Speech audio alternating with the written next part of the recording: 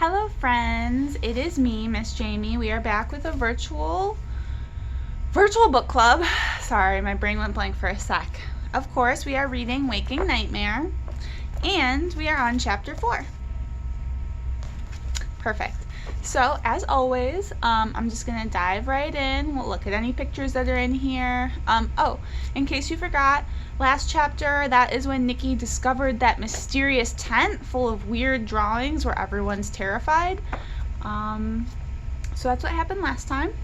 Alright, let's dive right in, guys. Chapter 4. At first, I think I'm finally having a good dream. The sun is warm on my shoulders, and a soft breeze parts the hair at the back of my head. Everything about the day, the sun, the wind, the warmth, makes my scalp tingle. With my eyes closed, I imagine myself in the middle of a perfect summer afternoon. Then I start to move. When I open my eyes, I'm looking down at my feet, and they're tucked into the shadows of whatever I'm sitting in. Then I start to move. When I open my eyes, I'm looking down at my feet. Sorry, guys. They're tucked into the shadows of whatever I'm sitting in. What was a breeze a second ago whips into a wind, and suddenly the sun is too bright and the warmth is an uncomfortable, claustrophobic heat. I look up just in time to see smears of white clouds all around me. I look down and I can't find the ground.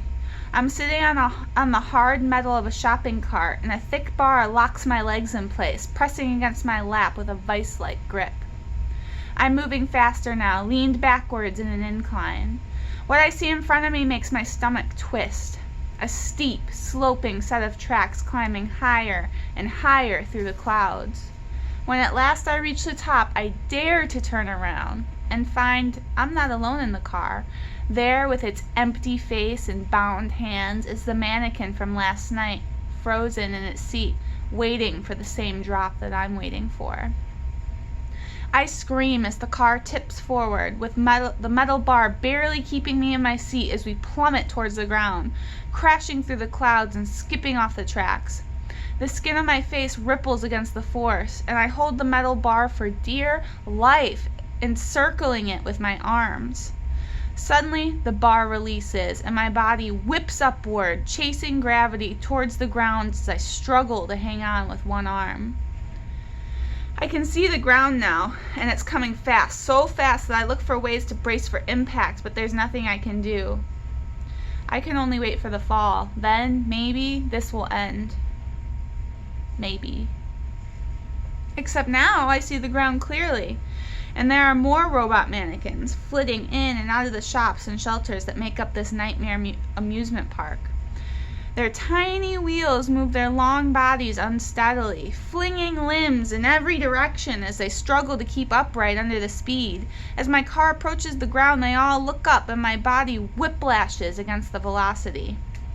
Then the mannequin who shares my car turns its head slowly on its neck. And through the wind whistling in my ears and the buzzing of those strange figures below, I hear it screaming. It's screaming, trying to open wide a mouth that does not exist. Because mannequins don't have mouths, right? I wake with a gasp, my throat burning. I squeeze the sides of my mattress until my fingers cramp, but I don't trust that I'm safe yet. My stomach is still doing somersaults like I'm falling. But the sun is bright behind my curtains, a different bright than it was in my dream, and I can hear Dad's voice coming from somewhere downstairs, so I venture slowly out of bed. I ache all over. The burning in my throat seems to have moved to the side of my waist, and I realize it's because I'm absently scratching at it. When I lift my shirt and twist, I see that I've apparently been clawing at the same spot on my skin all night. Red fingernail marks have scraped the area raw, and as I bend a little closer, I find a tiny thorn protruding from the seam of my shirt. I pluck it out and flick it away. The splinter doesn't explain the grass stuck between my toes, though. What the? The bottoms of my feet are dirty. As I duck my head to examine them closer, a tiny leaf falls from my hair. floating to the floor. I reluctantly think back to last night. The fort, the drawings of all the little people, the mannequin with its bound wrists. The reality was bad by itself, but the dream that followed is enough to make my hands start trembling all over again. But the grass, the leaf, the splinter, I showered last night. I'm still scratching my side when I lumber down the stairs and Dad's voice gets louder. He's on the phone. That's not what I'm saying, Miguel. Listen to me, please. I never said that. He's in his study at the end of the hallway, the dark little room with no window that I'd lobbied to make mine before Mom determined it would be a death trap if there was ever a fire. Dad was thrilled to have a little corner all to himself for the days he worked from home, and by the first night in our new turquoise house, I was secretly glad that I'd lost that battle. Not only was the room dark, the hallway leading to it didn't have a light either. It was like someone built the room specifically to scare the bejesus out of anyone wondering what was around the corner in that pitch-dark hallway. "This'll be where I bury the bodies," Dad had said upon winning the room. He loves old gangster movies. But I wondered if maybe he regretted the room after the first night too, when he had to grab one of Mom's scented candles just to light the way to the office and click on the dim light of his desk lamp. He doesn't sound scared now, though. He sounds worked up, but also tired, if that's possible. Look, all I'm saying is that we need to consider the implications of running the story. People in this town are already starting to take sides. I hear the crinkle of unwrapping plastic. It's gotta be ho-hos. It's not even 8 in the morning, but Dad sounds pretty stressed. If he brought a ho-ho into his office, he must have known his conversation with Mr. Esposito was going to be tense. I recognize that, but I also know that Brenda Yee is a close friend of yours. And Dad sighs and makes a couple of attempts to interject, but as I creep down the hallway to his study, I can hear the voice of Mr. Esposito on the other line. I don't need to hear him to know what he's saying. Of course we do, but we need to think of the other side, too, Dad argues. A pro-development bent is by default an anti-Peterson bias. The courts never faulted the guy. That deserves some investigation too. Otherwise, we run the risk of dragging a man through the mud who's just lost his whole family. A fresh wave of nausea rolls over me. Mr. Peterson just lost his whole family. As though Aaron and Maya are already as lost as Mrs. Peterson. Permanently lost. We'll talk when I get in, Dad says, and sets the phone down a little harder than was necessary. He's crinkling his wrapper when he rounds the corner of the hallway and runs straight into me. Man alive, Narf, if you're trying to scare me to death, you have next to no inheritance. Sorry, I say, for scaring, and for the argument. Dad pats me on the shoulder. Guess you heard all that. I nod. Then I should be the one who's sorry, he says. We're just not seeing eye to eye, professionally, he adds, like that makes it better somehow. It's basically a rehashing of the argument he had with Mom the other night, only there's a new twist. I had no idea Mr. Esposito and Lucy Yee's mom were friends. Part of me wonders if they connected over their loss. Mrs. Yee losing her daughter, and Mr. Esposito losing his wife. Enzo and Maritza don't talk much about their mom, but from the few comments they have made, I know she died from cancer, and I know they were both too young to remember her. The family keeps a big silver-framed picture of her on their mantle with some candles and fresh flowers.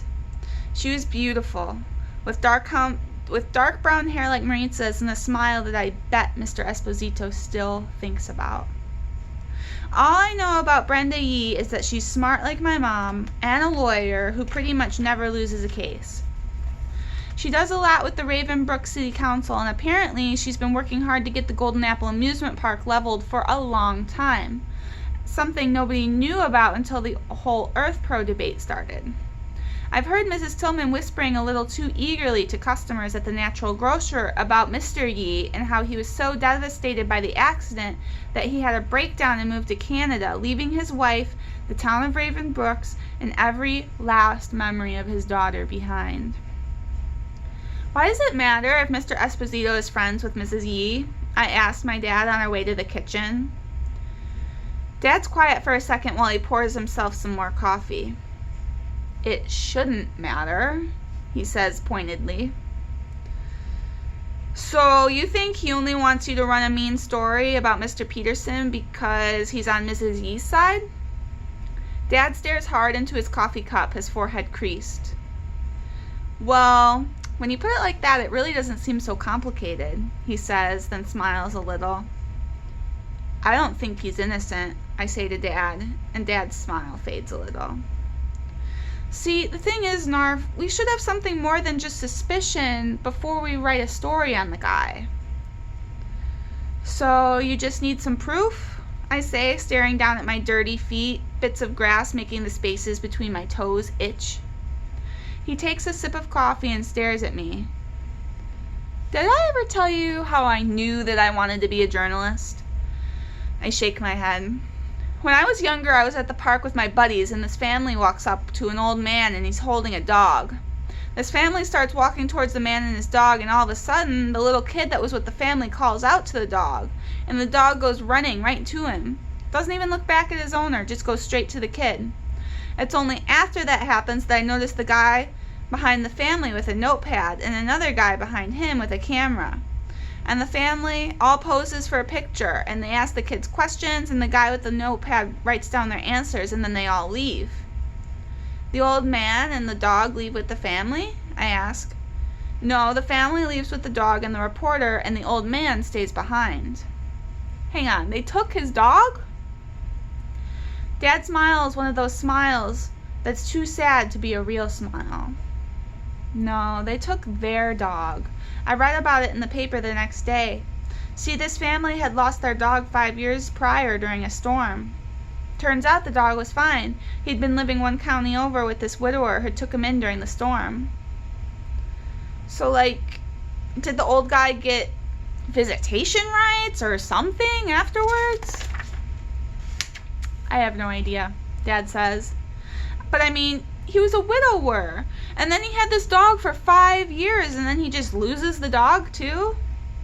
Dad shrugs, but he's watching me closely. Is this why we were never allowed to get a dog? I ask. Dad looks down, and in a tone he only uses after someone's died or when he's apologizing to Mom, he says, "It's why I became a journalist. Because nobody asked the questions you just asked. Nobody told the old man's story." I tried to picture the sad life of this old man who lost so much. I think about my dad and all the things he's lost over the years. The newspapers he called work, the houses he called home. Here's the thing, Narf, he said, life can take almost everything away, but there are a few things you can hold on to. For me to be a good journalist, to be a good human being, I have to hold on to my integrity. Without that, I'm lost, I say. He nods. It's not the press's job to decide who's right. It's our job to tell the stories, all the stories. We're quiet for a minute while Dad sips his coffee. Then I say, I don't think you'd lose your integrity if you wrote a story about Mr. Peterson being a bad guy. Dad's eyebrows scrunched together. Narf, whatever you think you saw Mr. Peterson doing when you were playing Inspector Gadget up there, trust me, you saw nothing. The guy's a little weird, I'll give you that, but there's no reason to blame him for a horrible accident from years ago. Dad says, setting down his coffee cup. He looks so tired. That's not it, I say, pushing aside the Inspector Gadget comment. I think there's more. Dad eyes me warily. I'm not sure that Aaron... This is the moment where I tell him everything. I bring my binder downstairs and let Dad go through all of it. I answer every question he has, and I take him to the Golden Apple Factory.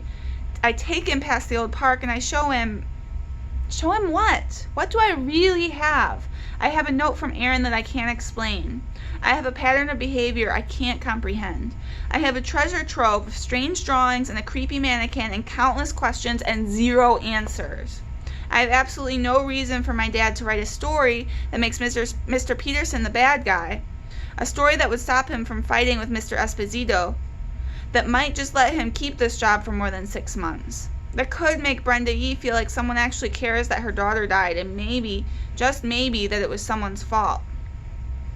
And I have nothing that could convince my dad to walk me down to the police station and tell them that I don't believe for a second that Aaron and Maya are at some aunt's house in a different state. You're not sure that Aaron what? Dad asks, looking more worried than ever. And why do he and Mom always seem to look at me like that lately? I try to say something that would make the worry melt from his face. A joke would be good now. Saying anything at all would be good. But I can't think of a single thing. Just then the phone rings. My dad watches me for 3 rings, hoping I'll tell him what I can't seem to, but after the 4th ring, he runs for the phone he left in his office. Right, okay, right, I'll be in shortly. It's fine, Miguel, I understand. I hear him hang up, but I'm already upstairs, staring at my grass-stained feet and accepting the unacceptable. I must have walked somewhere in my sleep. I went digging again. It's the only explanation for the dirt under my nails, the grass, the splinter.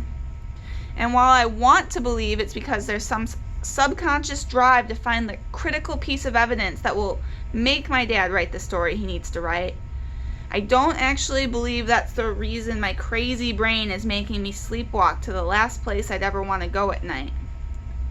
I think my crazy brain is telling me that there's something else to find there. Whew. Okay, I don't know about you guys, but I do not know why he didn't just tell his dad. All those drawings are so creepy. Everyone in the drawings looks terrified. Like, that's obviously important to whoever drew them. Okay, I just never get why the kids don't tell the adults. I don't know. Whew, what a chapter. And he's been walking in his sleep. That's really creepy. I don't even know what I would do if I walked in my sleep or if I didn't remember something like that. Alright guys, well that was chapter 4. That was an interesting one. There's a lot going on. And I forgot to show you this picture from his dream. That's the roller coaster he was riding in the beginning when he had a dream. Alright guys, that was chapter 4. Thanks for joining me for another virtual book club. Join me next week for chapter 5. And you guys have a great day. Bye!